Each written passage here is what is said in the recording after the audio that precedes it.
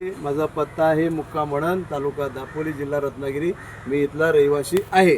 मी आपल्याला थोडक्यामध्ये माता रमाईंची ज्या घरची माहिती आहे ती मी सांगणार आहे. बघा, आपल्याला माहिती आहे भिक्खू आणि रुक्मिणी धोत्रे हे रमाईंचे आई वडील, बरोबर आहे. त्याच्यानंतर ह्या भिक्खू आणि रुक्मिणीला ही 4 मुलं झाली. पहिली झाली अक्का, त्याच्यानंतर रमाई, त्याच्यानंतर गौरा आणि शंकर, बरोबर आहे. त्याच्यानंतर हे अक्काचं लहानपणीच लग्न झालं, अक्का हां. आणि रमाईला माहेरी भागीरथी सुद्धा म्हणत. मग रमाईंचे आई वडील गेल्यानंतर ही रमाई आपल्या मामाकडे आणि काकांकडे मुंबई या ठिकाणी वास्तव्याला गेली. त्याच्यानंतर रमाईंचं लग्न डॉक्टर बाबासाहेब आंबेडकरांबरोबर झालं. त्यानंतर रमाईना यशवंत, रमेश, गंगाधर, इंदू आणि राजरत्न अशी 4 मुलं झाली. जर आपण पाहिलं तर ही लहानपणीच रमाईंची 4 बाळं गेलेली आहेत आणि एक राहिलं ते यशवंतसुद्धा. जेव्हा रमाईंचं जर आपण पाहिलं तर 1898चा रमाईंचा जन्म आणि भैयासाहेबांचा जन्म जो आहे तो 1912, म्हणजे रमाईना वयाच्या 14 ते 15 वर्षामध्ये मूल झालेलं आहे.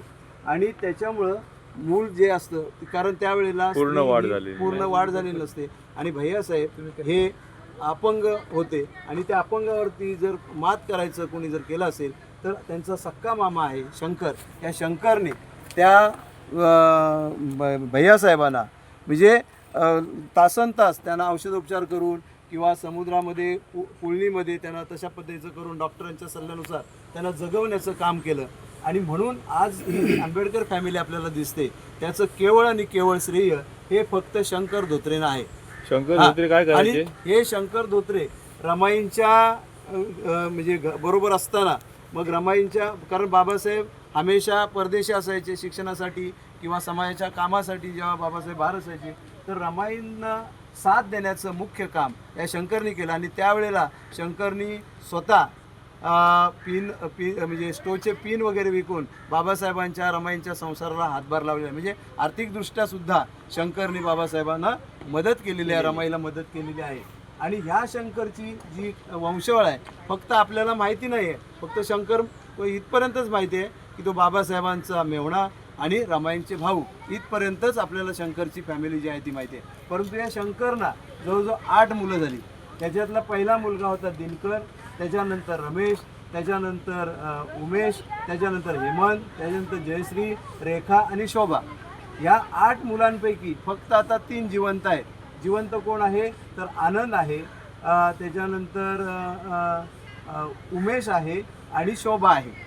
तर हा आनंद आहे हा विरारला वास्तव्याला आहे, उमेश आहे हा कल्याणला वास्तव्याला आहे आणि शोभा जी आहे ती खारला राहायला आहे. खार 18व्या रोडच्या तिकडे ती राहते. त्याच्यानंतर ह्या दिनकरला जी मुलं झाली ही स्मिता, गीता आणि नितीन.